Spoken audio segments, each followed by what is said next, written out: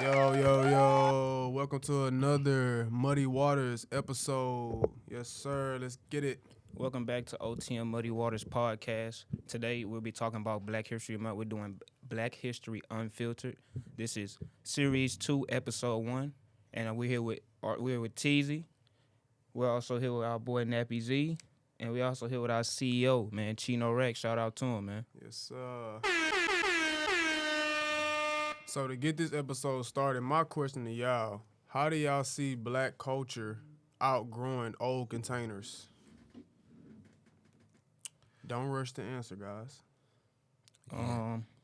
I think that we have more freedom now, and also with that freedom, we also have the knowledge so that since we already know how history has been for us, we definitely know we have the power to change that now. So I think that's how we're definitely growing.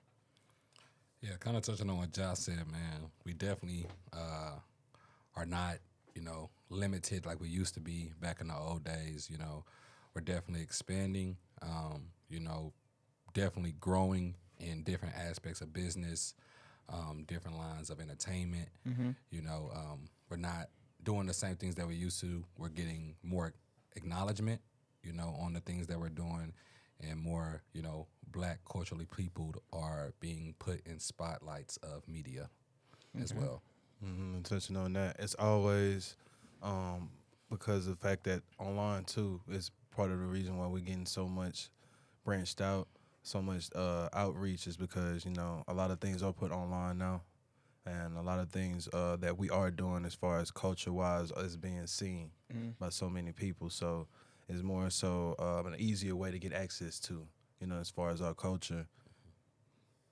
Definitely. So yeah, I do think we are absolutely growing in the right way. It is some stuff that, holding us back, like crime, stuff like that, people not wanting to grow out of the old containers.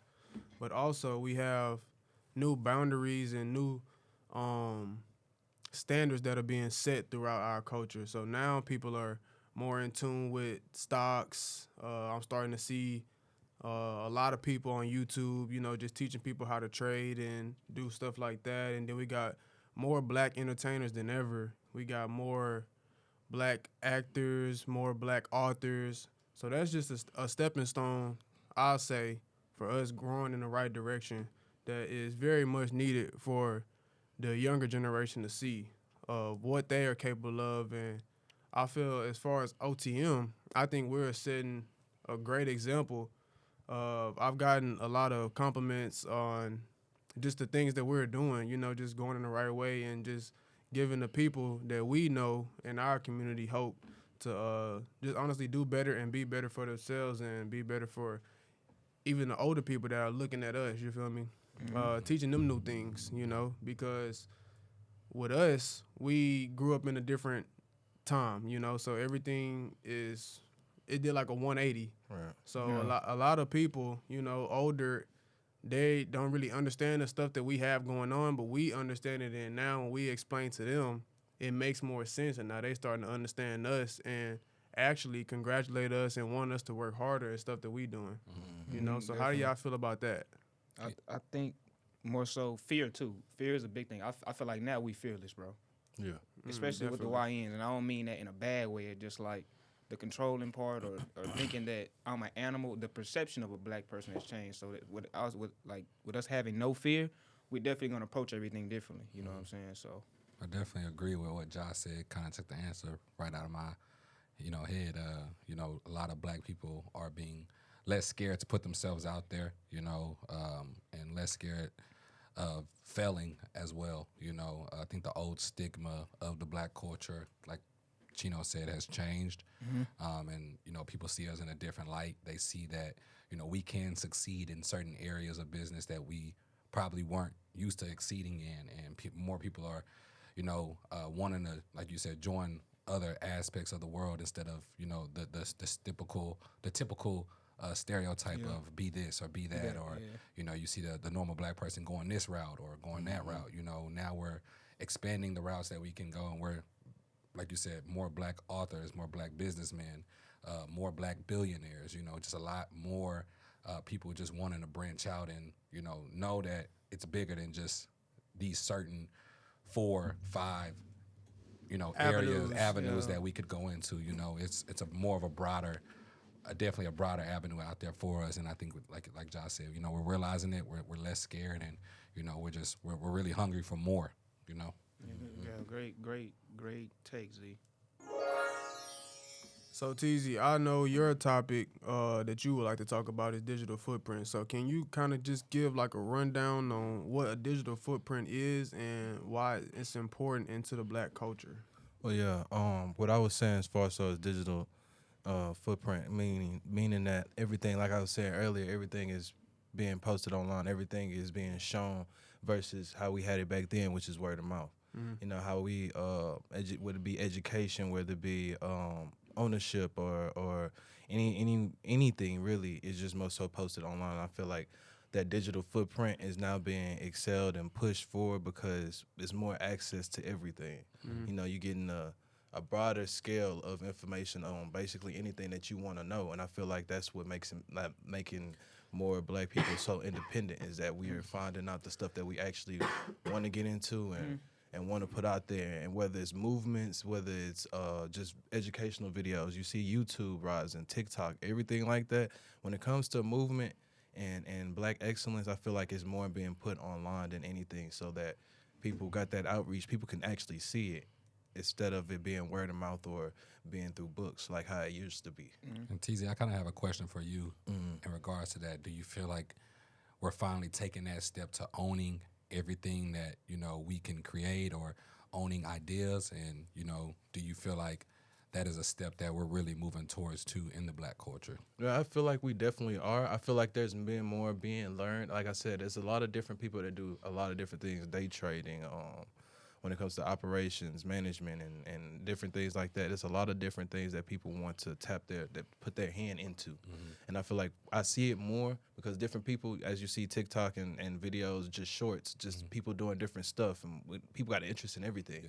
So I feel like they, like I'm seeing, if they continue to put that out there, look it up, and everything's online, man. Like I'm just keep saying, everything is gonna be archived online. Do you feel like I feel like it's gonna be a push forward on that. I feel like it's grass. It's more grass of Black people doing it, and people in general, but Black people especially, we getting more and more advanced into what are we working towards and how we viewing it. And you see it today. You know what I'm saying? Our communities are being are getting better and more money has been put into it, and financially we're just getting better overall. So basically, you saying that the online world has definitely helped more Black people come together, right? Yeah, it's more of a community thing, because I seen a post the other day of six figure people on what was it, not Twitter, it was on Threads. On Threads, there was a 6-figure post, and people just putting on different things that they do, like chemical engineer and photography and just different things like that. And they were also just accessing how to and giving steps on what they did to reach that potential point. So it's like, if you're not looking for it, it's like you still can find it. You still can find it. So basically, what you're saying is a digital footprint amplifies Black history in a way that people can go back and actually see that it was recorded, it was done by this person. In terms of, you can actually see it now versus word of mouth and books. You see pictures and you see different things like that. Now when you see videos and things, you're living it firsthand. Like it's gonna be shown whether you like it or not. It's just more access to it now. And we can kind of shape our own ideas based on these digital footprints, rather than, like we kind of said before, being directed towards these certain avenues. Now, like we're all growner now. Now we can shape our own opinions, our own ideas on these digital footprints that we're now being left with. Definitely, I definitely agree with that for sure. So my question to you, TZ, my question to you is, what is your digital footprint, and how are you like taking steps toward that? Well, I'm still okay. Technology is advancing day in and day out. Like we getting a couple of years ago, I wouldn't even know what AI really was. So what my digital footprint is, I'm just soaking in everything that I want to learn, kind of as in a direct approach to taking over control of what I input into my head, and trying to make sure that the actions that what I'm putting out there on my digital footprint would be shown to be as a greater cause for the greater good of people, my people, black people. And- So I got a question. I got a question for you. Like he said, in regards to the digital footprint, I know me and you are kind of in the same avenue of music. Do you feel like music is a big digital footprint for you, especially like telling your story or telling about the black culture? Do you feel like you want to incorporate that more into your music, going ahead, moving forward, knowing that now we do have these digital footprints we can leave, you know, especially being an artist that we're heard, you know, the stories that we tell, do you feel like that could have a big impact as well on, you know, the future of black culture? yeah, I feel like that's absolutely, like I said, music has been evolving so much. I can remember when I first started making music, and it was basically what SoundCloud, Spinrilla, all the mixtape stuff, and different things like that. Apple Music and iTunes and all that was still there, but it wasn't as popular as it is now because more people are getting in touch of how to do it and how to produce it. And then once they drop that, it's on ownership and business and everything like that. But I feel like with music being a digital footprint, it kind of does give that power, it gives the power to the voice of that person and that drive to speak on whatever they feel value to them. For sure. And then it reaches out to other people. That just brings that community to, you know what I'm saying, more together. I also want to add to your digital footprint. I feel like that's the biggest thing is ownership. It's like nobody can control the narrative when you're actually creating it. Right. You're actually putting it out. Like they can't basically erase it and then put something else over it as they've been doing for many years and centuries with Black history. Because I know, especially with Black inventors, like going to the past, like Black people have invented a lot of things, but they never got credit for it. You know what I'm saying? With that digital, you know what I'm saying? Now it's being digitally shown that you can't just erase it because it's just archived now. It's just gonna be what it was during that time when it was released. It's Even stamped. it's stamped. And although, like, since it was like, you know, the stuff like you said, we weren't really getting credit for it. Do you feel like now, in today's world, do you feel like it's a lot easier to kind of tell between the real and the fake of, you know, is this something that was really, you know, Created by this person. created by this person, or whatever that case may be. You know, is that definitely. kind of what you're saying? Yeah, definitely. Gotcha. I feel like credibility is a big thing when it comes to that. Like when you're putting something out there, now it's shown that that person is getting credit for whatever that they put out there, whether it's wrong or right. You know what I'm saying? And also, kind of like you said, like, is it maybe sometimes the stuff that we're taught, you know, when we were younger, rather than like, you know, because we're not necessarily being taught these things now. We're just seeing it more, Right. you know. So do you feel like it's on us to teach the younger generation instead of letting them just kind of see it, or do you feel like it's up to us to kind of is it really up to us to teach them? You know, kind of like how we weren't really taught these things. Is it our job, or can we do a better job of teaching our siblings, or, you know, just the younger generation about the Black culture? Because what they're capable of. It could mean a lot to, you know, not even just a Black person. It can mean a lot to a white person or a Hispanic person. You know, I seen a Hispanic dude the other day. I was at the grocery store and I seen a Hispanic kid with three Black people. You know, and they looked like they was a family. You know what I'm saying? So would it be up to them to teach that Hispanic kid about the Black culture so that he understands, or, you know, and things like that? I mean, we could take it down like to high school, for example. Me and Chino just left Lamar. It's like when we was going to Lamar, like it's a bunch of white kids who was around, and we cultured them. Got you. So if we coaching them, you have no choice but to culture your siblings or your nieces and nephews. I've been teaching my nephews how to trade stocks because it's like that's not a Black man's business. Yeah. That's not a Black man's world. You know what I'm saying? Finance is generally only for old white men. Right. So it's like I feel like that is OTN's mission, and we're doing a great job of doing that now with everything that we do, from health to wellness. You know what I'm saying? A lot of things that our parents weren't really given, but and then their parents weren't giving our grandparents. They're so. I mean, once they're still used to the old containers. You know what I'm saying? Now that we're older, now we can definitely see like, oh no, that's not cool, or that's controlling us, or this is not what we want to push, or that's not how we want to live. Exactly. It's really the real thing. How do we want to live, and how do we want to stamp or make a statement for our culture? Definitely, I definitely agree with that for sure. Now that's muddy right there. No, facts. So, Ja, you've been talking about ownership a lot. So I'm gonna ask you to give like a little rundown on what you think, or how much does ownership mean to Black culture? I feel like ownership means everything. I mean, like with ownership, you can practically manipulate the price and the market. So, for example, like when you own a grocery store, private owned, it's like everything that you do, that's your business. You can change the prices, you can hire who you want to hire, you can bring in who you want to bring in. But when you don't have that type of control, you have to still follow up, or you have to still go to somebody to get things cleared or to get permission. I feel like with black culture, I feel like now that we have everything that we need, including people with professional degrees and anything like that, I'm not saying that we go against the whites, but like having our own Wall Street, having our own banks, having our own schools, it's just because they do it all the time. So it's like for us, I feel like that'll bring us closer as a community and a culture. And also, we can definitely give children the real of what they need to know as opposed to what they're being given.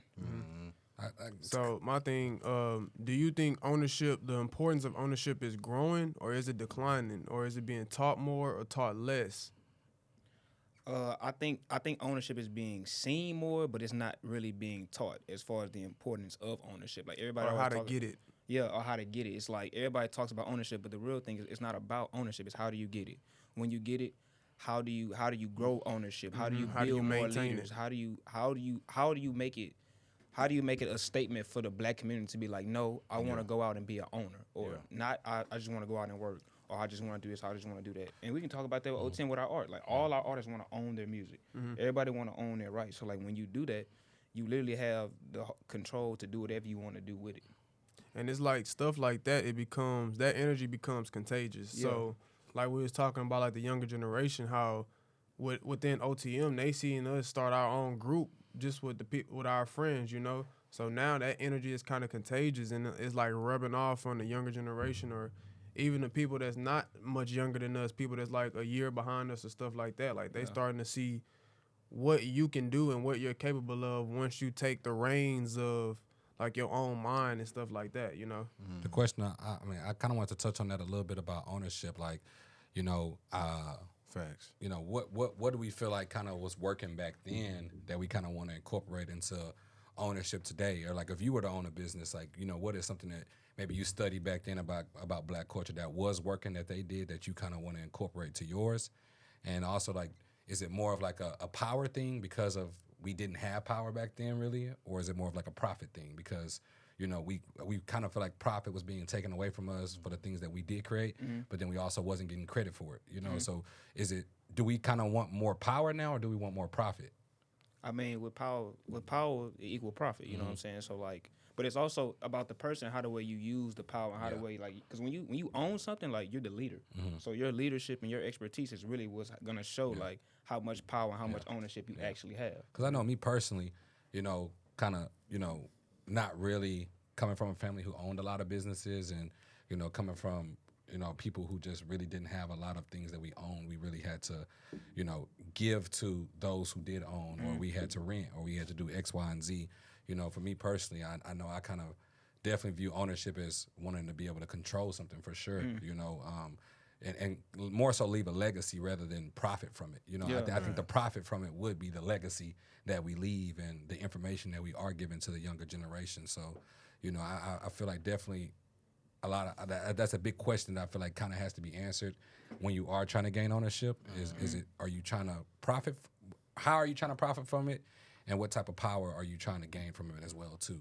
You know, Really just trying to pass on what I learned to other people and make them get their own ownership. Because like if you're a great leader, you don't make more workers, you make more great leaders. Gotcha. So it's like with that being said, it amplifies the entire community, because it's like some people I would never reach.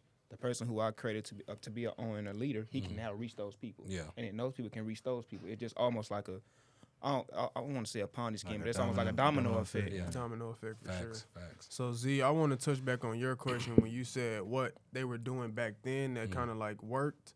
I think back then, since like segregation and stuff like that was big, the black people had no choice but to lean on each other, you know, within the community. Yeah. I think now we're kind of getting away from that because communities are starting to like be mixed in, you know, so it's like now it's not really a lot of just only black neighborhoods or only white neighborhoods, or only Mexican neighborhoods. It's like all of these neighborhoods are now being, you know, mixed in with each other. So it's like now I have no choice but to kind of like get to know my Mexican neighbor or my white neighbor. But I think the thing that differentiated then and now was the segregation. Yeah. And even though segregation was looked down upon, it also built up community. So now we look at older people and like, you feel me? Like all our grandmas, like they love the house that they live in. You know, a lot of them do not want to move out of that neighborhood because not the comfortability, but you know, just the culture that has grown. Like they didn't raise their kids and had kids and like just moved on and stuff like that, but they were still in that same house. Yeah. You feel me? So I think that's kind of what worked back then, and I think that's something we should try I see what you're to saying. incorporate now. You know, You're just definitely talking about building within your community. building within the community and also reaching out. Using your resources, like how we just did, using our resources from going to high school. So up and coming, we have a radio interview that we're gonna be doing for our artists, you know, and how we got that is just by using our resources. A black girl that went to school with us, she's now a radio host, and you feel me? We just reached out, you know, and it's like, hey, we just trying to do this for our artists and make a name for ourselves and stuff like that, and it's like. With stuff like that, we have to do that more.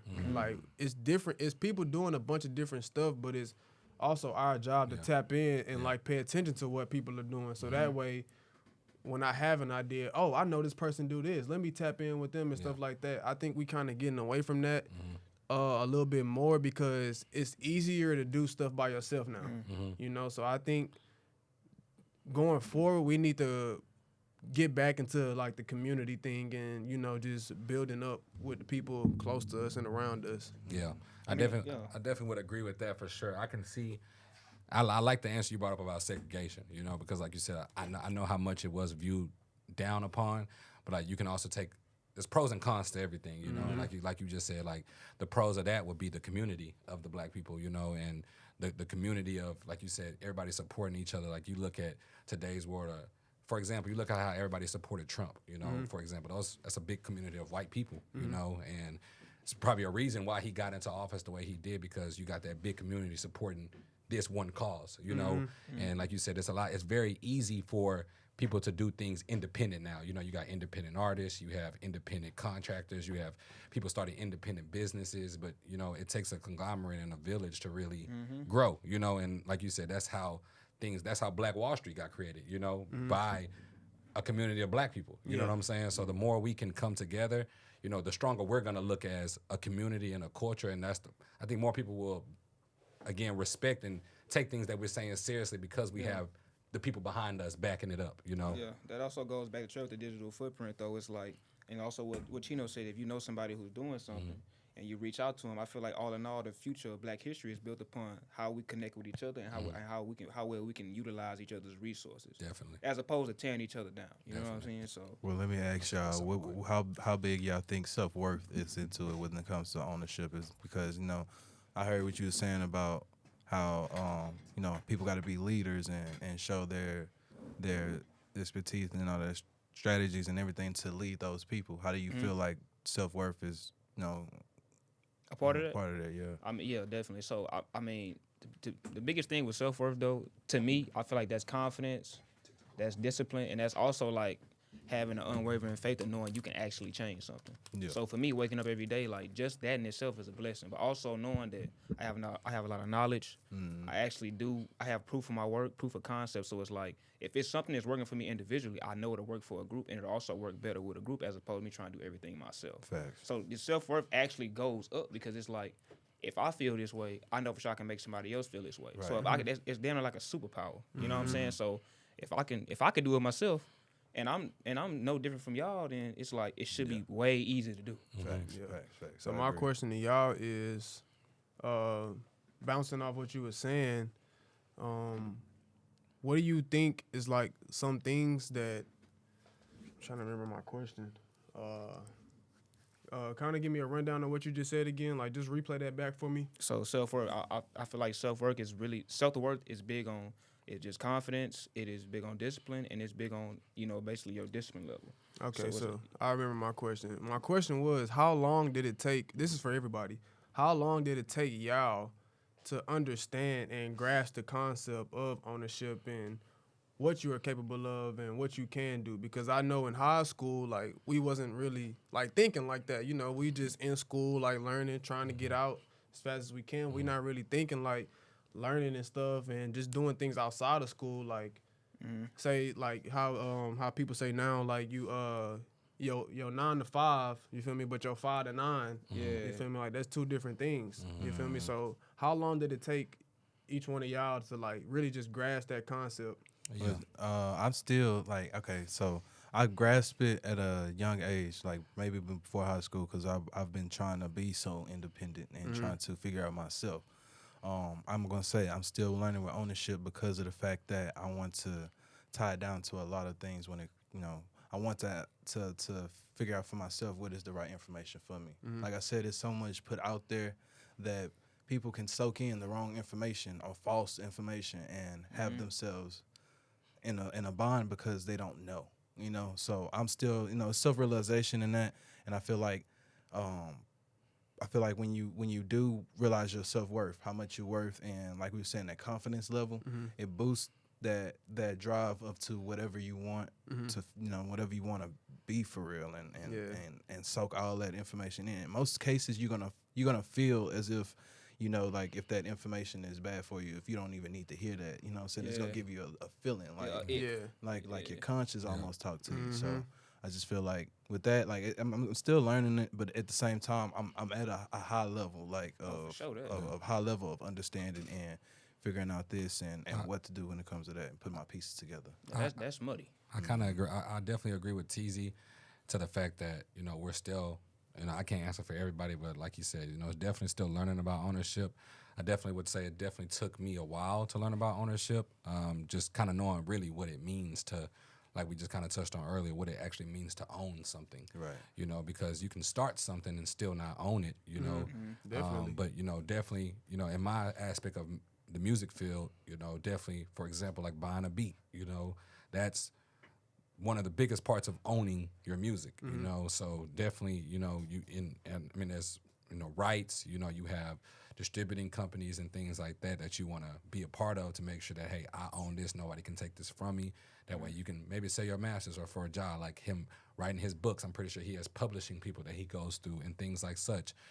For OTM, our business, we had to go start an LLC, and those are things that we personally weren't taught in high school. Definitely wasn't. We probably sometimes weren't even really taught it in college. Just Past high school, still you feel me? kind of going to learn algebra or going to learn like you said about chemical engineering, and they don't really tell you that even the LLC is just the beginning part, but then there's other little avenues after that, that you still have to own X, Y, and Z of your business. So, ownership, what I would say is I've realized how important it is to definitely own something, to know that for it to grow, because, if you don't own something, it can't really grow to the capability that you want it to grow to without you owning it. So, it definitely took a while. We definitely still learning, but ownership is definitely something that, we definitely should be teaching and should be taught, because I feel like everybody has a point in their life where they want to start a business or want to have an idea. We all dream, Or and just we all want something for just themselves. want something for Own themselves, something, you know what I'm saying? So there's different parts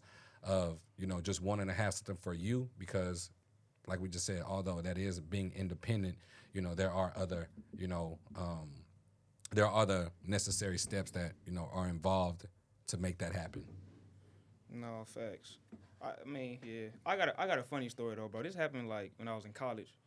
I came home from school. I went to Lamar University, so I came home from school. I was at this hotel, and I was chilling with my friends or whatever from middle school, not middle school, from elementary school. We was out at some hotel, and every day I was out there. I think we was in Austin. I think it's like a little hotel. I would see the same dude every day I was there. I walked up to him one day. I know I be playing. I said, "Hey man, why you always sitting up here looking bummy?" He stopped and paused and looked at me. He was like, "I own this hotel."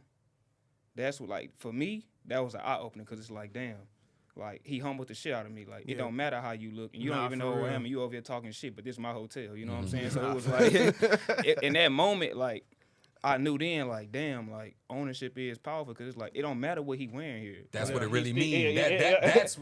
That's the perfect example of Like, ownership. like- Like I'm in here, and ain't nobody questioning me. And Yeah. if they do question me, Yeah. I got the I almost got the digital footprint to back it up. And I got the paperwork. You got the for sure to paperwork. I back got it the up. ownership. That Yeah. just ties back to every topic we've been talking about. Yeah, you know, like, so Yeah. definitely for sure.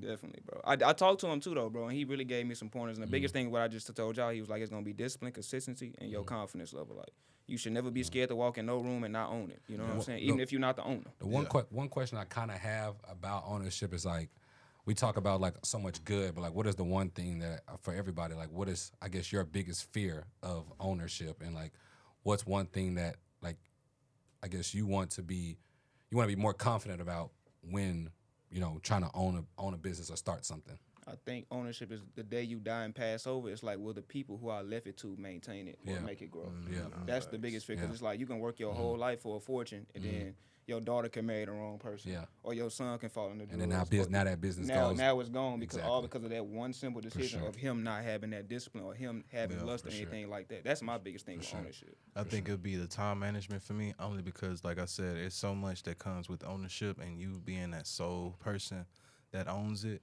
you gotta run it. Like, really pay attention and actually scheme and go through Yeah. everything yourself, because you're the Yeah. you know, the sole proprietor, you're the owner. Yeah. You gotta own it, own up to it, man. The problems, you may not have any employees when you start off. You feel Yeah, me? So facts. all that time got to go into Yeah. that business. Like, you know what I'm saying? I was Like, gonna say the same thing. Kind of touching on time management. I feel like the biggest thing that scares me is really, am I ready for ownership? You know, because I feel like a lot of people will say that they're ready, but then I know y'all have heard a lot of people say like, man, I miss not being this big, or miss not being famous, because like they miss their old life of just being chill, you know, just kind of being able to have that free time to themselves, you know. So I feel like the biggest thing that scares me, it's not the fact of being an owner. It's like, am I really ready for that, you know? And like, you know, if I feel like I'm not, like, you know, what necessary steps do I need to take to get fully ready, so that, like you said, I can manage things the proper way, or, you know, I can, if I'm in a battle with somebody about my owner, about my business, you know, I can come with the correct, you know, approach, you know what I'm saying, to make sure that we're viewed in the correct light, or we continue to grow instead of kind of going down and taking a hit. So Yeah, that's another thing I feel like about Black history that's important, especially going to the future. It's like how the way we'll be perceived, and it's like what problems will occur Exactly. on this journey of ownership. Exactly. You know what I'm saying? Because mind you got, and not to say nothing bad about the Black community, but we do tear each other down a lot. And then, you know, even in history, they have people who tore down other Black figures. You know what I'm saying? There are Black figures that have been assassinated by Black people who have been owners. So another thing I want to touch on is also like how the way we're perceived by our own people. yeah. Because I feel like personally, for this, what we got going on with OTM, and Chino know this too, I feel like a lot of people who do watch us, they see it, but they don't look at it as like motivational, inspiring. They look at it like, how they doing that? How they come together? How they get better? You know what I'm saying? And it's like those kinds of things is what kind of like take away what we're actually trying to promote. You know what I'm saying? So it's just a lot with ownership, but also we just got to know what we're doing as well too, though. Yeah. definitely, knowledge is power for sure. So Yeah. To answer Z's question, me being an owner of something, I would definitely say the stress level is like really high, but it's also because of the weight that you put on your shoulders, you know? Yeah. So a lot of people like put on more weight than what is really required, you know, like how you talking about being ready. I have a son, you know, and it's like stuff like that. I kind of, it's not in the same boat, but I kind of compare them because it's like you're never going to be fully ready for anything, Yeah. you know? Yeah. So Yeah, it's like true. in journeys like that, because entrepreneurship is a long journey. Yeah. Having a kid is a long journey. So it's like you go learn as you go.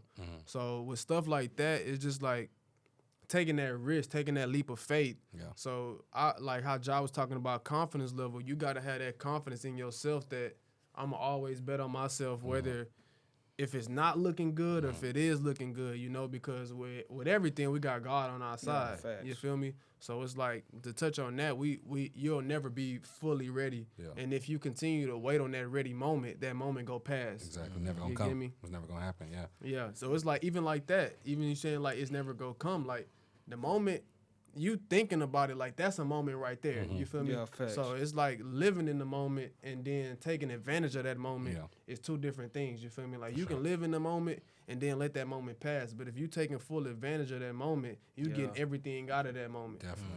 And it's like you can compare it to sports. It's like a football play is what 6 to 8 seconds. So it's like if you giving 110 every 6 to 8 seconds, it's like when you look back at it, you could be like, damn, I really did all of that. You Yeah. feel me? But in the moment, you're not looking at it because Yeah. like you just attacking that moment. You feel me? Same thing with basketball. Like each play is gonna have its own struggles, its own, ups. So just like with that, like, bro, everything is go have its ups and downs. So you just, like I said, like take that leap of faith on yourself and bet on yourself. And the big thing in ownership is you have to be able to adjust, because even with a plan, like how I was talking about God, like God laughs at our plans. You feel me? He might give us ideas and visions and stuff like that, and want us to plan it out. But at the end of the day, He has full control. So it's like you having a plan. You feel me? And you see like your plan not going according to like detail by detail by detail. You feel me? And a lot of people get stressed about that and like kind of like give up or like just get down on themselves. And it's like you got to be able to adjust, because everything is not gonna go the way you want it to go or the way you plan for it to go. You feel me? So with ownership, that's just how my biggest input or take on it. Just being able to adjust and then just taking that leap of faith on yourself. Definitely. No, Like that facts. answer. So we talked about digital footprints. We talked about ownership. We talked a little bit about music and owning. So the next question is, I have a question for y'all as well, is that with everything that we're talking about, how do y'all see yourselves shaping the future for Black history? I'm gonna say, like I started this LLC. I strictly did this just because I wanted to give people around us hope and just let them know that, dude, like you are capable of more than you think you are capable of. Like I said, you got to take advantage of the ideas and stuff that you get in, but also don't be afraid to do business with your friends. Like in the business world, a lot of people say don't do business with your friends. You feel me? Because like of relationships and stuff like that. But you gotta pick the right people, you know. And it's like everybody don't have the same goals. Everybody don't have the same aspirations or want to be big. Some people want to just work a job for 40 years and just be cool and like still do stuff like that. So with OTM, I think like this, like I picked a solid group of men that all have dreams and aspirations of being bigger than what they are, or just changing the future. So that's my input on it. I would say definitely like we've been touching on, like just changing their perspective. The way I would say I see, changing the culture and changing, the outlook of Black culture is just putting people in, like Chino said, putting people in positions to win, because we definitely come from, we already at a disadvantage, Definitely. I feel like when we first born, like Chino said, we're just, a lot of people and a lot of our old ancestors are stuck and wanting to stay here or wanting to do this or wanting to do that, X, Y, and Z, but we have to be the ones to put them in positions to win. Like, for example, when I was trading, I know a girl who, it was a girl and a dude, I think his name Knowledge, but he put his mom on trading, and like they all started trading together, him and his mom, his dad, his sister, like you said, taking that leap of faith. And, I feel like a lot of older people, like from the past generation, are, like you said, afraid to take that leap and do something new because they kind of feel like maybe they're at the end, and we have to be put in, although like we focus so much on the younger generation, the older generation is also in a better position than we are because they have the resources and the tools to really succeed, so And they have more stability. if we can bring the ideas to them and we can bring these propositions to them, maybe they can bring them to life, so like you said, just bringing definitely more of a community, not being afraid to bring those ideas out there, and like you said, take that leap of faith. But I feel like the more the more opportunity we give people, the more opportunity we give the Black culture, and we acknowledge, because change is always, sometimes it's viewed as a bad thing, but change can be good, you know what I'm saying?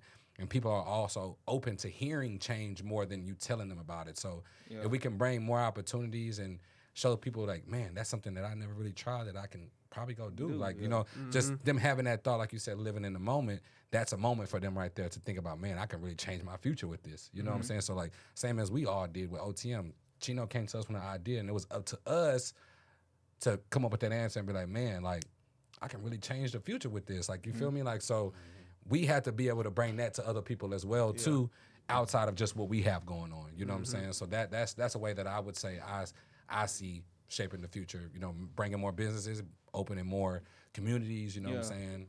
What you think, T? I Good think, answer, Z. shit, the biggest thing, like Z was saying, is perspective, bro. With this music, I feel like we have the power to change one's perspective, and to actually have them. Like I said, I feel like what we spit is the right information. You know what I mean? It's like I feel like it's something that we have the power of to maybe get that person from one situation to another. So when it comes to like, you know, dealing with their feelings or financially or just hearing about one's struggle, you know what I'm saying, that changes a perspective completely. And that gives that person the power to realize that they got more in control of what they do, they actually have, or what they actually seen. And so, you know, just being that, I feel like if I can do that, if I have a voice to change one's perspective and maybe their life, then why not? You know what I'm saying? That's that big question. Why not? Why not go for it? You know what I'm saying? I definitely want to kind of touch on what TZ just said too about music. Like I said, with us both being in the same category, I feel like music definitely is a very, very huge digital footprint in changing the culture and like the things that we put out in our music, and the music that we listening to. It you know, definitely for example, shaping like the young kids. you know, J. Cole, Kendrick Lamar. They speak a lot about Black history and Black culture, and I wouldn't have learned a lot of the things I learned today without really hearing them. Yeah. And I know that I grew up personally on the radio. You know, so you know, for speaking for other kids that are probably going to grow up on the radio, you know, we definitely, like you said, have to be more intentional with the information we're putting out, because these are almost like another set of teachers for us. You know, like when you grew up, like who did you really hear talking most of the time? If it wasn't your parents, it was either a teacher, something you were reading online, or some music, you know? So no, it was definitely music, you know, for me, so bro. music, I think, definitely is gonna be a big aspect in how culture is gonna change for us, and how is it gonna shape the future of Black culture, because you know, I know Black people, we listen to music really with everything we do. You know, when we working out, we at the cookout, you know, we getting ready. I know y'all get up in the morning, take a shower, you got your music playing, you know, so, you know, and those words that you hear, they flow into your ear, and then they stick there, you know what I'm saying? So if you just constantly hearing about drugs and hearing about killing people, which is what we've heard for most of our life, that's why you probably see a lot of crime. You see a lot of Black people doing drugs. You see X, Y, and Z, you know, and I hate to compare, but then, you know, you see Hispanics or white people, you know, you don't really see a lot of Hispanic dudes popping perks and doing drugs. Like, and I'm not saying that you don't, you do, you know what I'm saying? But like, they're listening to a little bit different music than us, and the words they're putting out, those words are not really in their vocabulary. They don't really even know what that is. You know what I'm saying? Because like, the music they was listening to never said anything about that. Talked about family, and that's why you see a lot of family and things like that. You know what I'm saying? So you feel me? And then white people, you know, you see them listening to, you know what I'm saying? So like that's why you see them. That's why you always see them so happy and so turned, because like that's all the music they heard. So that's what they was taught. Happy music. So and let me shit ask y'all like a that. question then. So as Chino being the owner, right, and y'all two being artists in the music industry, it's like, so art has a lot of influence in the Black community.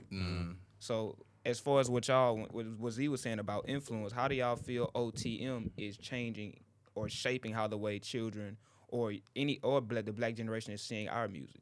I would say, like, simply just off of not even just music, but like something like this, you know, like it's not a lot of people doing this and talking about topics like this, like that we're talking about, and a lot of artists, even music artists, don't really know topics or don't know how to talk about topics like this. So, you know, the fact that we're doing that, you know, I think is a huge stepping stone. Like, because as artists, you want to have information, like we just said, knowledge is power. You know what I'm saying? So the more stuff you got to talk about in your music, you know, that's gonna make a big change on, you know, the things that you're putting out there, the things that you're saying, the more you know. So I personally see OTM doing a good job in that, because we don't push a lot of negative or things that, like, for example, like Xavier was just talking about a vending machine and how his friend was not doing the vending machine because like it put bad foods in there. You know what I'm saying? So for example, like we could talk about X, Y, and Z because we've grown up around it. We've been around it. We probably indulged in it a little bit, but like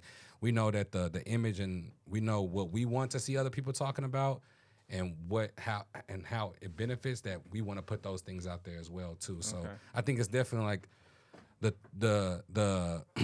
the slogan around OTM is bigger than just, you know, the normal typical black culture people. You know, we want to be different. You know, we want to change that narrative. So since we on the topic of music a lot, I have one question. How do y'all think black music has affected the culture around the world?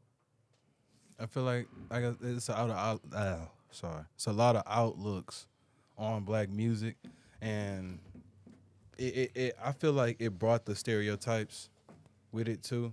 Like I said, like people automatically think that black people smoke and drink and do all other things because of the music that we listen to, and that no, like OTM, like me and Z, like we're it's different music that we're putting out that's trying to change that narrative. That we're not. It's Like y'all ain't like boosting crime and stuff like right, that. yeah. like, It's or not shooting something and, that you know, we're not running down. boosting the murder rate up in a score or something like that. It's more so educating and empowering. And like I feel like with more music like that, and certainly it's not all black music that has the drinks and the drugs and stuff like that. Like there are definitely people out there that are, you know, empowering artists like J. Cole and Kendrick and you know different artists out there that are actually speaking about ownership or you know, like Money Man, day trading and just different things like that. Like It's a great example. it's like putting yourself first within that music. I feel like we are that black music is like being generalized, but it should be more broadened. Like it shouldn't just be about one thing. It shouldn't just be about one generic topic. It's a whole bunch of things that ties into music and art itself. Art itself cannot be generalized. It cannot be boxed in. So I feel like that'll be big. So why do y'all think like these major record labels continually perpetuate music? So for example, I had a conversation with an educator, and I was asking. She was telling me about one of my books having curse words in it, so the kids couldn't read them. So it's like, as I'm talking to her, you got a bunch of little girls singing "Sexy Red," and it's like, she had no problem with that, but cuss words in the books, and so it's like, I'm not saying to blame the educator, but it's like they're perpetuating this music so much to where you have little girls singing ratchet shit, Yeah. and it's like, why do y'all think? I mean, we know why it sells, obviously, but why do y'all think record labels keep perpetuating that? I mean, it's around, bro. That's all. I mean, that's everything that's what I'm going back to, the stereotype of. I mean, so based on what you hear, you know what I'm saying? Like if I can't talk. If that's what you hear at the house, right? And then you on the way to the store and you hear that on the radio. And then back door, you look on a video, somebody a clip. It don't even have to be like somebody talking. It can be somebody doing something like you, like running. And they got that in the background. It's like everything that everywhere that they go, everywhere that they see, they hear that. And so when it finally catches on, that's how people get playlists. That's how people get, you know, certain types of genres that they're into because they tied into it so much. And then I got no choice. You know what I'm saying? Some people. Other people, I just feel like it's just natural to gravitate towards something that they hear it one time and like, oh, that's catchy. You know what I'm saying? Oh, I'm going to gravitate towards this and find new people, and then that branches into a completely different. You know what I'm saying? So you would think s- record labels actually help black culture though? I would say, to kind of touch on the question you said, I would say that record labels push a lot of this music, and they push these things that we probably don't really want to hear too much because they want to stay in business. You know, just how every other business wants to stay in business. Like you see, like a smoothie shop, they'll start adding fruits if they see like another smoothie shop adding fruits in their store, or you see Apple, for example. You see Apple now going to Seaport chargers when they used to just be regular chargers because they know, okay, shit, Galaxy had the Seaport chargers and everybody was using Seaport. Let's just make it more universal. You know, they want to stay in business. They don't want people to be complaining about, man, I'm about to go get a Galaxy because now I got to go get this. You know what I'm saying? Like, let's just make one charger. You know what I'm saying? So same thing with the record labels. They want to stay in business and they want to stay at the top of their craft just how everybody else do. So like, although there may be a more talented artist who may be spitting more facts, or they may be spitting more actual informational knowledge, they're gonna go choose Sexy Red, who who gets people heads bobbing, who's bringing the money in, you know? So like Mm-hmm. that kind of ties it back to power and profit, you know?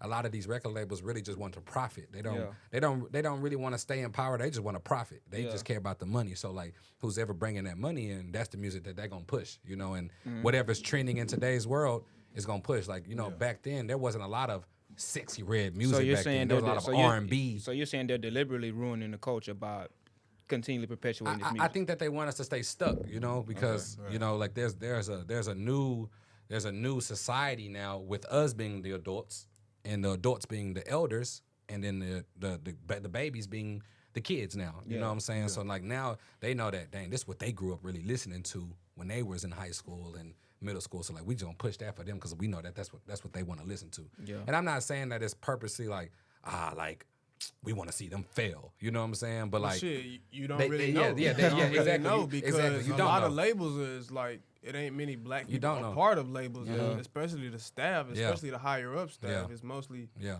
white people because of how the legacy and how the stuff you know trickles down. And I think they see like a lot of black people are authentic, and you know we're not really people who try to fit in. Yeah. You know we're really gonna be us. That's why you'll see a lot of people copying us, or you know you'll see people doing certain things that black people are doing. You know because we're so authentic. So I think that they wanna try to push that so much more than you know elevate it. Rather than because like they know black people we got the swag, we got the juice, we got the you know what I'm saying, the flavor, you know what I'm saying. Naturally. And then instead of trying to evolve that into something better, they want to keep us right there. That's why you see a lot of people in tricky contracts, even outside of music, you know, even in the business world, you know what I'm saying? You see people get into tricky contracts and people getting screwed over and things like X, Y, and Z. For example, that dude who do the tendonism thing. Yeah. You know, I know you saw that his boss was trying to, he wasn't even in the videos at first. He was trying to limit him,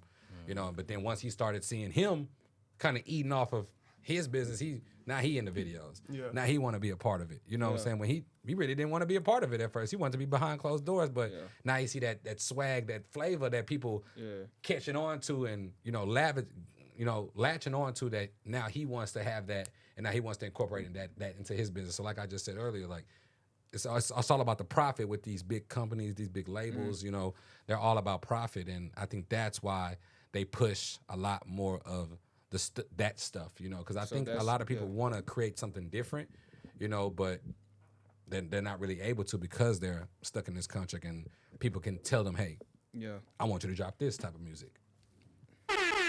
I ain't gonna lie, shout out Z, man. You been on one with answering them questions, me. but I don't know what somebody done talking slipped about that into your music. water this morning. sober, or man. I'm something. sober, Hey, man. Hey, a sober mind is a great mind, a powerful mind. That boy for Z real. really been on one answering them questions, man. Shout out Nappy Z, man. This is also something new for our artists, so when y'all watching, we getting them comfortable because they gonna have their own podcast and stuff soon. You know what I'm saying? So Y'all boys stay muddy, man. Yeah, man. So to wrap up this episode, I feel like we had a lot of good feedback, especially on the black culture. So if y'all listening, y'all tuning in, man, we definitely want to interact more with our audience and our listeners. So y'all start leaving comments, topics under our videos, and just let us know the stuff that y'all like, the stuff that y'all don't like, the stuff that y'all want to hear us talk about. And the stuff y'all don't want to hear us talk about, and just kind of, you know, give us some stuff to work with, because at the end of the day, we here for y'all. You feel me? And we trying to mud the community. Mud. hey, last shit, man. If you don't like that motherfucker, fight that motherfucker. Education is power, man. With great power comes great responsibility. Don't forget that. Man, stay muddy, bro. Now that's muddy.